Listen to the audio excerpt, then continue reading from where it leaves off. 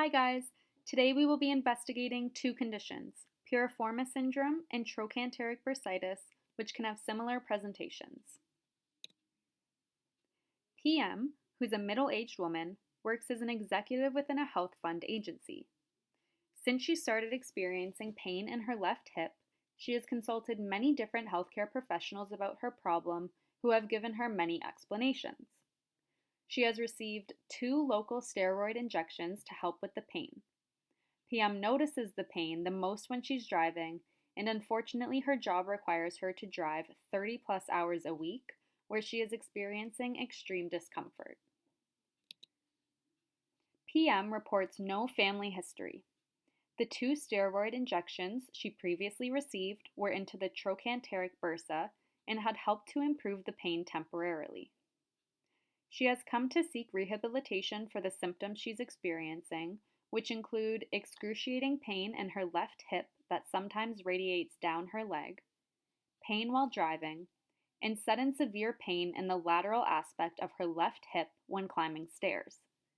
She noted that the pain worsens at night and especially when she lays on the affected left side. She rates her daily pain as a 5 out of 10 on the numeric pain rating scale. Her communication abilities remain unaffected, and she has had an x-ray taken, which did come back normal. PM demonstrates a typical gait pattern. She experiences moderate pain with rotation and abduction of her left hip. Some weakness is noted with her ability to internally rotate her hip, and she experiences pain when resisting hip abduction. During palpation, tenderness over the left trochanteric bursa and left piriformis muscle is noted. She is currently experiencing a decline in occupational performance as her productivity and leisure activities have been greatly impaired. She has been diagnosed with Piriformis syndrome and Trochanteric bursitis and has been recommended both physiotherapy and occupational therapy. The goals are for PM to regain full strength of her hip internal rotators, which would be a 5 out of 10 grading on a manual muscle test, no pain with palpation or movement of her left hip, and to return to work all within 3 months. We would also like to promote energy conservation as well as work simplification so that she is able to implicate both within 3 weeks. In terms of the client-centered description, our patient is a middle-aged woman who works as an executive within a health fund agency, driving from city to city for what is usually more than 30 hours a week. Work is very important to her, and it is therefore her top priority to return within 3 months. She has been diagnosed with both trochanteric bursitis and piriformis syndrome. The body structures affected include the left hip, the greater trochanter, the trochanteric bursa, and the piriformis muscle. She now has weak internal rotation, constant pain around the left hip, as well as an increased pain during resisted hip abduction. She cannot sit for long periods of time or lay on the affected side. She feels pain over the greater trochanter that radiates inferiorly down her leg on bad days. She rates this pain a 5 out of 10 on the numeric pain rating scale. Activities that are affected include climbing the stairs and sitting for long periods of time. Participation limitations include that she may need time off work, as she cannot drive 30 plus hours a week or sit in meetings for long periods of time. PM is a middle-aged woman who is a dedicated executive. Environmental barriers include that she is currently experiencing excruciating pain while driving, which is required in her role at work. Climbing stairs aggravates her pain, and she experiences extreme discomfort when sitting for long periods of time. Some possible environmental facilitators include the use of a cane to support her left hip, or the use of a butt cushion in her car. Bursitis is the inflammation of a bursa sac, which can cause thickening of the surrounding synovial membrane. In the case of trochanteric bursitis, we are mainly referring to the trochanteric bursa. We can also be referring to the subgluteus medius bursa and or the subgluteus maximus bursa. This is a short video that gives a rundown of trochanteric bursitis, which is also known as hip bursitis. So bursas are small fluid-filled sacs in the body that help reduce friction from soft tissues to bones. In the hip, we have two major bursas that typically can get irritated and create bursitis. One is on the lateral hip called the greater trochanteric bursa. It helps reduce friction from the glute to the lateral hip bone. We have another one called the iliopsoas bursa in the front of the hip that helps reduce friction as we raise and extend our leg. So now let's talk about some of the common causes of hip bursitis. Bursitis just means that bursa sac is inflamed, and that can happen for a number of different reasons. Often overuse is one of the causes, and we can see that in everyday movements like walking or running. They can also be exercise specific, such as rowing or maybe squatting. We can also see bursitis happen due to trauma, such as direct fall on the lateral side of your hip. So now let's talk about some of the signs and symptoms that can indicate that you have hip bursitis. Bursitis just means one of those bursa sacs are inflamed. Trochanteric bursitis is going to be indicated by having outside hip pain, often associated with pressure to the outside hips, such as if you were laying down on your side at night. You can also experience this with some of those overused movements such as walking or running.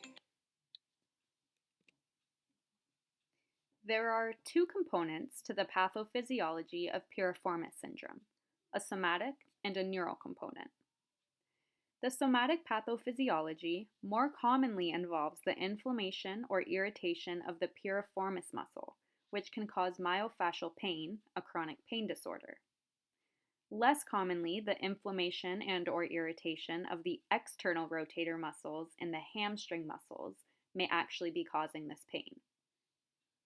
The neural pathophysiology more commonly involves the compression of the sciatic nerve.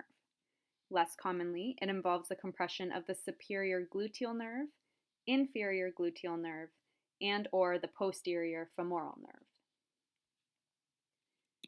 And this is a short video that gives a rundown of piriformis syndrome.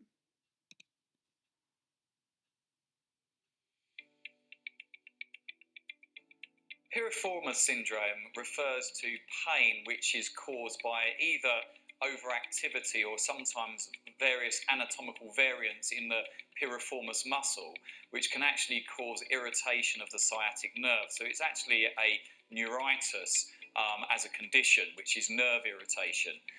This can cause localized pain in the buttock, but because the nerve is actually becoming irritated, patients will often present with symptoms into the leg, and this can radiate down even as far as the foot.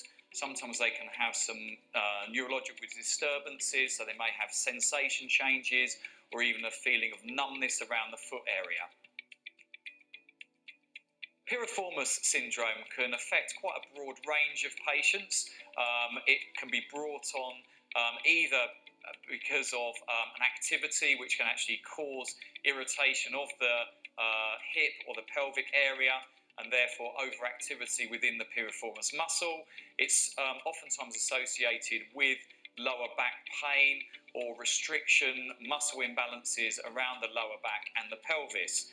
Typically, patients will describe pain when they're sitting, so they'll get buttock pain, but also activities which cause the leg to be held in a straightened position, such as driving a car or sitting with their legs crossed, can be really provocative of pain around the buttock and then radiating down the leg. Clinical features that are general to piriformis syndrome and trochanteric bursitis include pain over the greater sciatic notch, which you can see in the figure on the right, pain after sitting for long periods, as this can facilitate nerve compression, pain after laying on the affected side, as well as worsening pain when crossing one's leg and carrying out weight-bearing activities such as walking, running, climbing stairs, or standing for long periods. Clinical features that are specific to our case study include extreme discomfort when sitting and driving, pain during resisted hip abduction and limited range of motion for hip internal rotation, tenderness over the left trochanteric bursa and piriformis muscle, and pain when climbing stairs and laying on the left affected side. Activity limitations specific to our case study include not being able to drive 30+ hours a week for work, not being able to sit for long periods, and not being able to sleep on the affected side. All of these limitations will impair her overall productivity. Participation restrictions specific to our case study include PM cannot walk up the stairs frequently as this aggravates her pain. However, there are not elevators located everywhere.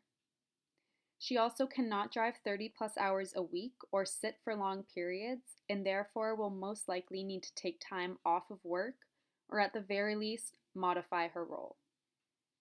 Thank you for listening.